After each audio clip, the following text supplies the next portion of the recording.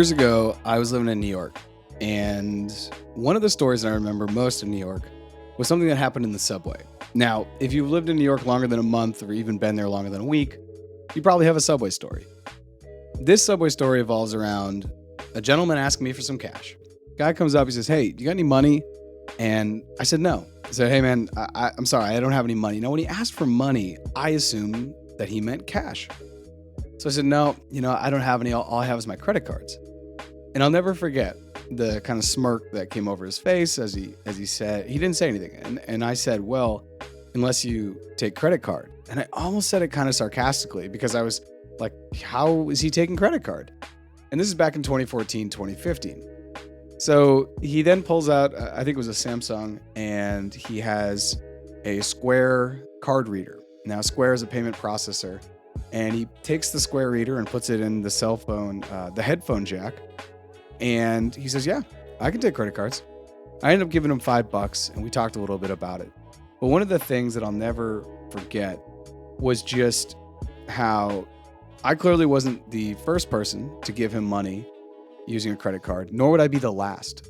And the reason why he was so set up that day to take a credit card was probably after days, weeks, or months of people saying, "Hey, I'd love to give you some cash, but all I have is a credit card."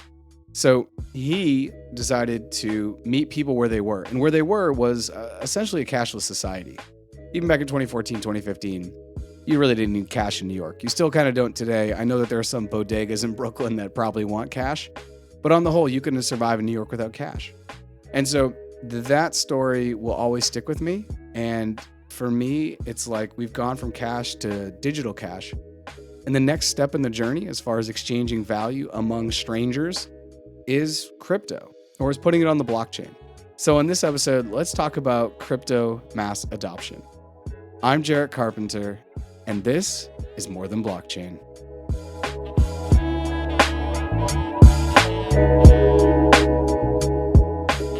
Recently, I was at a supermarket, and on my way in, I ran into some veterans who were asking for money. And I work in the nonprofit fundraising space, so I stopped to talk with them, and this is what happened. I'm going to actually share with you a tweet that I put out about the event, and I will link that below if you want to check that out on Twitter. The tweet says, "Just saw some veterans outside a supermarket asking for donations. I approached and asked if they wanted something from the store, as I didn't have any cash on me. They declined the sodas and chips. On my way out, I asked if they'd be into setting up a Venmo account to receive funds, as many people have the app on their phones, and that I would have gladly given them $5. After about 5 minutes of inquiries, they said that Venmo is too much tech for them. I reiterated that I could set up a business account for them in about 10 minutes and then print out a laminated QR code at the Staples next door, but they still declined.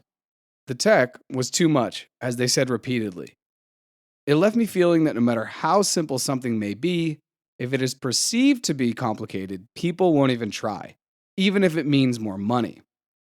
Coming back to Web3 and crypto, we have a long way to go to onboard the masses, as even today things are clunky, UX, UI is weird, and just generally, like these veterans, people won't go out of their way for more money if they think something is complex, even if it actually isn't." So there I was, talking to these veterans. And as I say in the tweet, I was there for like 5, maybe a little bit longer. I wasn't trying to overstay my welcome, nor kind of like block them from receiving other donations. But my message to them was that I would set up Venmo using their 501c3 status, set up a business account, go next door to Staples, print out some QR codes that would take people to their Venmo, and then they could receive money. And that I would also give them $5 today via Venmo. We talked about this for a while, and they basically just said no. The tech was too much. Setting it up would be too much, even though I was literally willing to do everything. And I told them I could meet with them another day if they didn't want to do it today. I would donate my time as kind of an in-kind donation. They declined. They didn't want to do it. And bringing this back to the intro anecdote that I have from New York City, where the guy was asking for cash, or what I thought cash, he was just asking for value or money. It made me realize a couple things about mass adoption. One, that people are only going to actually adopt a technology, especially when it comes to, I guess I'm going to call it a fintech or financial technology, or a technology that's going to allow them to exchange value easier or with more efficiency, I should say. They're only going to do that when there's a perceived need. And these veterans simply just didn't have that need. They didn't see Venmo as something they need. It was probably more of like a luxury or a nice to have. And so they didn't perceive it to be something that was worth their while, worth their time. However, the man who was asking for money on the subway, he was like, "Yo, this is a need, right? I'm seeing this now as a need. It's gone from something that would be a nice to have to I need this. This is going to allow me to exchange more value more efficiently." The second thing is opportunity cost. The guy in the subway, clearly, it wasn't the first time someone said, "Hey, I only have credit cards. Otherwise, I'd give you some money." It wasn't like he woke up one day and was like, "Oh, this guy's going to come down in the subway, being me, and he's going to say he doesn't have any cash, but he only has credit cards. So I need to be ready for that. I think that's going to happen today." I'm like, in my crystal ball, that's going to happen today. No. There were probably days, weeks, or months of people saying, "Hey, I don't have any cash, but if I did, I'd give it to you. I only have credit cards."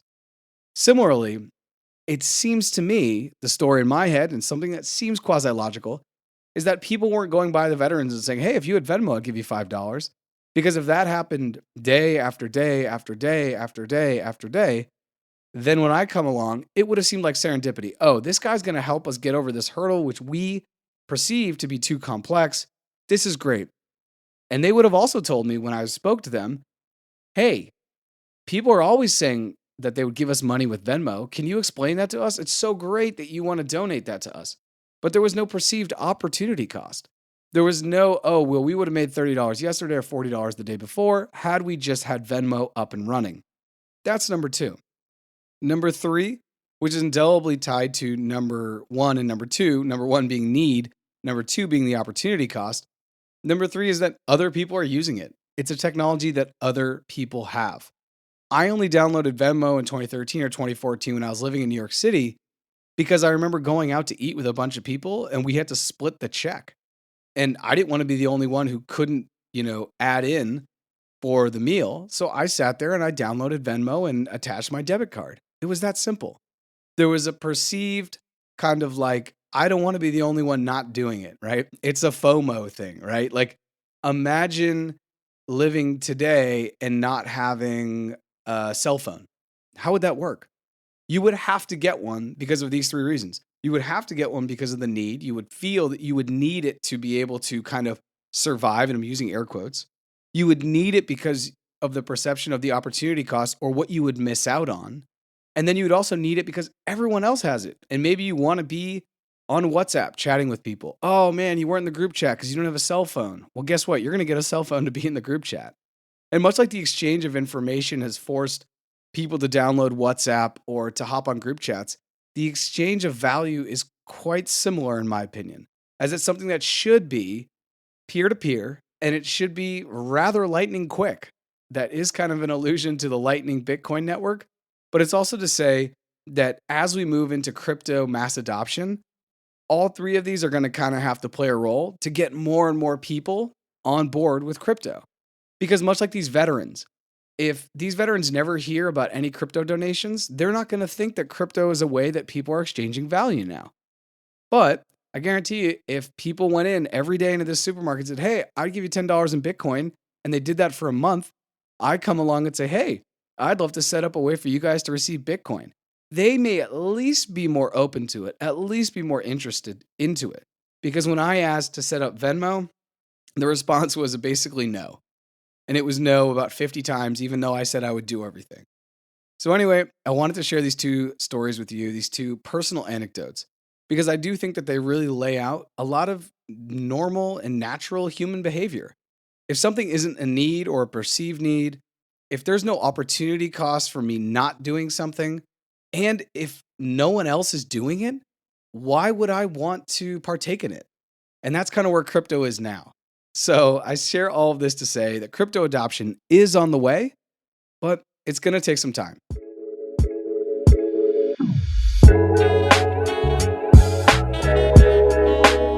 Thanks for checking out this episode of More Than Blockchain. And if you'd like to leave your thoughts on the tweet that I have about the veterans, go ahead and check out this episode's show notes where I'll leave the link. As always, please follow us on social media at More Than Blockchain. And if you haven't done so already, be sure to subscribe to our YouTube channel at More Than Blockchain. No matter where you're listening to the pod, go ahead and subscribe. And if you enjoyed this episode, please consider sharing the link with a friend, family member, or colleague. Thanks again for checking out More Than Blockchain. I'll see you next time.